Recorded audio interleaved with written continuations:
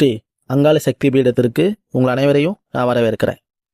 நம்ம இந்த பதிவில் எதை பற்றி பார்க்க போகிறோம்னா, ஆண்களை தன் வசப்படுத்தக்கூடிய ஒரு ஆண் ஈடு, அதாவது மனைவிமார்கள், காதலிகள், இவங்க தன்னுடைய சரிங்களா கணவர்களையும் காதலர்களையும் தன் வசப்படுத்தக்கூடிய ஒரு ஆண் வசிய இடுமருந்து. இது ஒரு பெண்களுக்கான பதிவு, நல்லா தெரிஞ்சுங்க. இது ஒரு பெண்களுக்கான பதிவு. இந்த முறை எதுக்கு பயன்படுத்தணும் அப்படின்னா, தன்னுடைய கணவர் தன்னுடைய சொல் பேச்சு கேட்க மாட்டாரு, மது அருந்துறாரு, என்னை கொடுமைப்படுத்துறாரு, என்னை அடிக்கிறாரு, என் சொல் பேச்சு கேட்க மாட்டுறாரு, சம்பாதிக்கிற பணம் என் கையில் கொடுக்க மாட்டுறாரு, மற்றவங்க பேச்சு கேட்குறாரு, என் பேச்சு கேட்க மாட்டுறாரு அப்படிங்கிற மனைவிமார்கள் இந்த முறையை கையில் எடுத்துக்குங்க.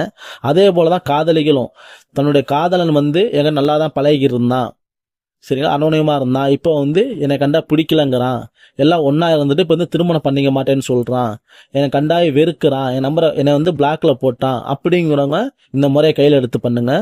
ரொம்ப அருமையாக வேலை செய்யும். இந்த முறை என்ன வேலை செய்யும் அப்படின்னா, நீங்கள் யாருக்கு நல்லா தெரிஞ்சு எந்த ஆண்களுக்கு இந்த முறையை நீங்கள் கொடுக்குறீங்களோ அவங்க என்ன ஆவாங்க அப்படின்னா, உங்களுக்கு வசியமாயிருவாங்க. நல்லா புரிஞ்சுக்குங்க. வசியமாகிட்டு உங்கள் சொல் பேச்சு கேட்பாங்க. ஒன்று, நீங்கள் என்ன சொன்னாலும் கேட்பாங்க. உங்கள் மேலே பாசம் அதிகரிக்கும், உங்கள் மேலே அன்பு அனோனியம் எல்லாம் அதிகரிக்கும். அது மட்டும் இல்லாமல் மற்றவங்க பேச்சு கேட்க மாட்டாங்க, சரிங்களா. இது நிரந்தரமாக இருக்கும். இந்த முறையை நீங்கள் கொடுத்துட்டீங்க அப்படின்னா, ஒரு முறை கொடுத்துட்டா நிரந்தரமாக இருக்கும். அதனால் நியாயமான விஷயத்திற்கு, உண்மையான விஷயத்திற்கு மட்டும் இந்த முறையை பயன்படுத்துங்க. காரணம் என்ன அப்படின்னா, இதை வெளியெல்லாம் எடுக்க முடியாது. இந்த சொல்லுவாங்களே, அந்த ஊதி வெளியே எடுத்துடலாம்னு சொல்லுவாங்கள்ல, அதெல்லாம் சும்மா போய் அதை எடுக்க முடியாது, அவ்வளோதான், சரிங்களா. இதற்கு நிகரான வசிய மருந்து முறிவு பொடி, சரிங்களா, முறிவு மருந்து கொடுத்தா மட்டும்தான் அவங்க புத்தி தெளிய ஆரம்பிக்கும். வெளியெல்லாம் வராது, புத்தி தெளிய ஆரம்பிக்கும். அந்த மருந்து செயலிழந்து போகும், சரிங்களா. அதனால தான் சொல்கிறேன், திரும்ப திரும்ப ஒரு முறை கொடுத்துட்டீங்க அப்படின்னா நிரந்தரமாக இருக்கும். அதனால் இதை தவறான நபர்களுக்கு கொடுத்து தவறான விஷயத்தை எதுவும் பயன்படுத்த வேண்டாம், முயற்சிக்க வேண்டாம். இதற்கான பொருட்களை வச்சுட்டு பார்ப்போம். சுழல் வண்டு, குழியான, இந்திர கோபம், சரிங்களா, புல்லாமணக்கு, மருவமத்த விதை, சரிங்களா. இதை இந்த பூச்சிகள்லாம் நிழல உலர்த்தி காய வச்சுக்கோங்க. மற்ற நான் சொன்ன செடிகள்லாம் முறைப்படி காப்பு கட்டி சாபனை உறுத்தி போக்கி பௌர்ணமி நாளில் எடுத்துக்கங்க. இப்படி பௌர்ணமி நாளில் எடுத்துக்கங்க. இதை என்ன பண்ணுறீங்க அப்படின்னா, கல்வத்துக்கு பலி கொடுத்ததுக்கு அப்புறமேட்டு, சரிங்களா, கல்வத்து பலி கொடுத்ததுக்கு அப்புறமேட்டு இந்த பொருட்கள் எல்லாத்தையும் போட்டு நல்லா தெரிஞ்சுக்குங்க.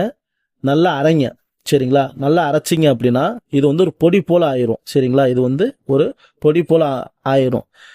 நல்லா பொடியாகிற வரைக்கும் நல்லா அரைங்க, சரிங்களா. இரவில் பௌர்ணமி இரவில் நெய் தீபத்துக்கு முன்னாடி கல்வத்தில் போட்டு நல்லா பொடி பக்குவத்துக்கு அரைச்சி எடுத்து வச்சுக்கோங்க. சின்ன வேலை தான். எடுத்து வச்சுக்கிட்டு இதை நீங்கள் என்ன பண்ணுறீங்க அப்படின்னா, அரைக்கும் போதே இது கூட பேய் கரும்புச்சாறு, நல்லா தெரிஞ்சுக்கங்க. பேய் கரும்புச்சாறு விட்டு தான் இதை நீங்கள் அரைக்கணுமே, வெறுமனையாக அரைக்கக்கூடாது. பேய் கரும்புச்சாறு விட்டு அரைங்க. அரைச்சி முடிச்சு இதை என்ன பண்ணுறீங்க அப்படின்னா, ஒரு செப்பு டப்பால் எடுத்து வச்சுக்கோங்க, சரிங்களா. செப்பு டப்பால் எடுத்து வச்சுக்கோங்க.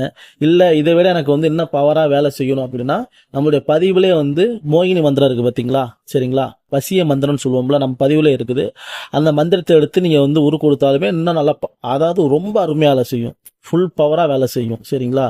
ஒரு சின்ன படையல் போட்டு இந்த பொடியை வச்சு கணபதி மந்திரம், குலதெய்வ மந்திரம் இதெல்லாம் வணங்கிட்டு இந்த நான் கொடுக்குற அந்த வசிய மந்திரத்தை நீங்கள் பிரயோகப்படுத்துறீங்க அப்படின்னா இன்னும் பவராக அருமையாக வேலை செய்யும், சரிங்களா.